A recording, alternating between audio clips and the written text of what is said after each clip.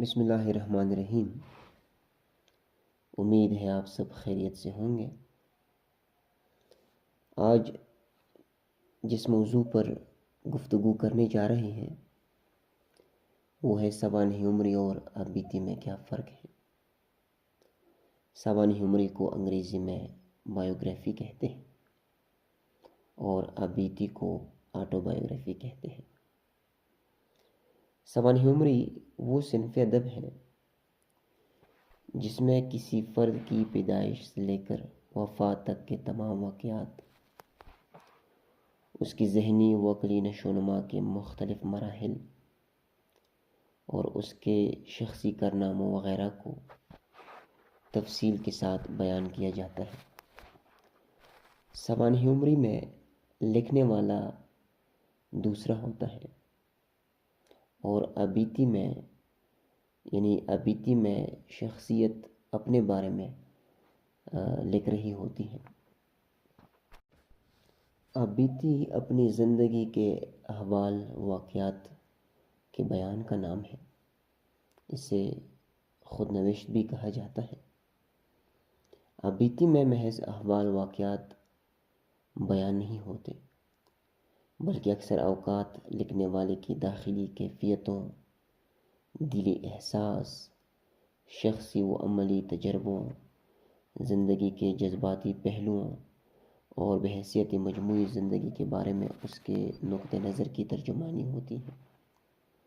مصنف بعض اوقات ان خارجی، سیاسی، معاشی اور معاشرتی عوامل کا بھی ذکر کرتا ہے جو کبھی اس پر نظر انداز ہوئے ہوں یا جنہوں نے اس کی زندگی کا ایک خاص رخ متعین کرنے میں اہم کردار ادا کیا ہو۔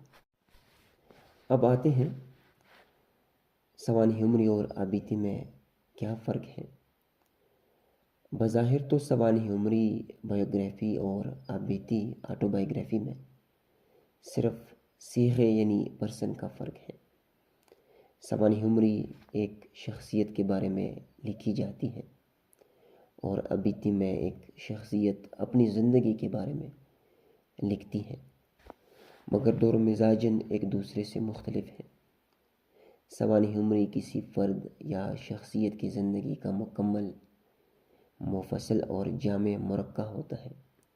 مرقع کا مطلب ہے تصویر، آپ اس کو لفظی تصویر بھی کہہ سکتے ہیں۔ سوانح نگار کو تنقید و تبصرے سے کام لینا پڑتا ہے۔ وہ مدلل مداح ہو سکتا ہے اور ایک غیر جانبدار مبصر بھی، مگر ابیتی لکھنے والوں کو زیادہ مشکلات کا سامنا ہوتا ہے۔ وہ اپنے میاں میٹھو بن سکتا ہے اور نہ اپنی انا کو اپنی ذات سے جدا کر سکتا ہے، یعنی اس کی جو پسند ناپسند ہوتی ہے، اس کے عادات و اطوار ہوتے ہیں، وہ یہ بھی نہیں کر سکتا کہ اپنی تعریف لکھتا جائے اور جو اس کی خامیاں ہیں ان کو بھی نظر انداز نہیں کر سکتا۔ سوانح کے برعکس ابیتی کے لیے ضروری نہیں ہوتا کہ وہ مکمل ہو اور لکھنے والی کی شخصیت کا پورا احاطہ کرے۔ سوانح عمری انسان کی پیدائش سے لے کر وفات تک کے واقعات کا احاطہ کرتی ہے، لیکن ابیتی کے لیے یہ ضروری نہیں ہوتا۔ عین ممکن ہے کہ ابیتی لکھنے والے کی زندگی کے محض کسی ایک پہلو یا چند محدود پہلوؤں کو اجاگر کر سکے۔